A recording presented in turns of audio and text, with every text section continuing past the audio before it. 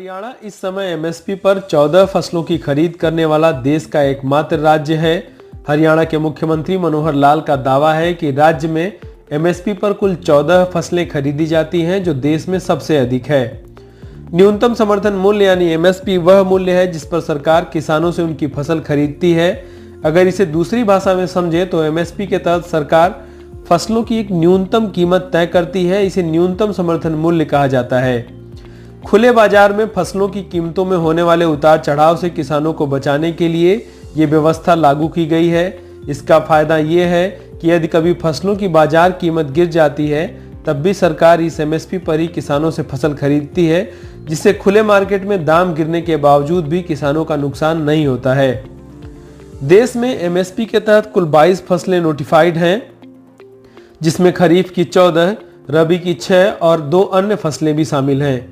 आपकी जानकारी के लिए यह बताना बहुत जरूरी है कि नोटिफाइड फसलों की ही सरकारी खरीद होती है, लेकिन कोई भी राज्य इन सभी फसलों की खरीद नहीं करता है। जैसे राजस्थान बाजरे का प्रमुख उत्पादक तो है, लेकिन कई साल से राजस्थान में बाजरे की एमएसपी पर खरीद नहीं हो रही है। इसी तरह बिहार में मक्के का खूब उत्पादन होता है, लेकिन बिहार की सरकार वहां इसकी खरीद एमएसपी पर नहीं कर रही है। देश के ज्यादातर राज्यों में धान, गेहूं, सरसों, सोयाबीन और तिलहन फसलों की ही एमएसपी पर खरीद होती है, लेकिन हरियाणा सरकार ने दावा किया है कि उसके यहाँ 14 फसलें एमएसपी पर खरीदी जाती हैं, जो कि देश में सबसे अधिक है। हरियाणा में मेरी फसल मेरा ब्यौरा पोर्टल से फसलों की खरीद हो रही है। इनमें धान, गेहूं, जौ, सरसों, मक्का, बाजरा, मूंग, मूंगफली, अरहर, उड़द, तिल, चना, सूरजमुखी एवं कपास आदि शामिल है। गन्ना भी नोटिफाइड फसल है, लेकिन उसकी खरीद एमएसपी की बजाय उचित व लाभकारी मूल्य यानी एफआरपी और स्टेट एडवाइजरी प्राइस यानी एसएपी के आधार पर होती है। एफआरपी को केंद्र सरकार तय करती है। इसके अलावा बागवानी फसलों का संरक्षित मूल्य देने के लिए भावांतर भरपाई योजना तथा प्राकृतिक आपदा के नुकसान की भरपाई के लिए मुख्यमंत्री बागवानी बीमा योजना भी हरियाणा में शुरू की गई है। धान और गेहूं की खरीद के मामले में हरियाणा काफी आगे है। देश के जिन 2 प्रदेशों में एमएसपी का सबसे ज्यादा पैसा पहुंचता है, उनमें पहले नंबर पर पंजाब और दूसरे नंबर पर हरियाणा है।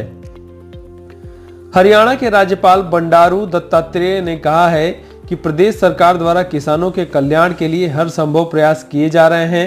एमएसपी पर 14 फसलों की खरीद करने वाला हरियाणा देश का एकमात्र राज्य है।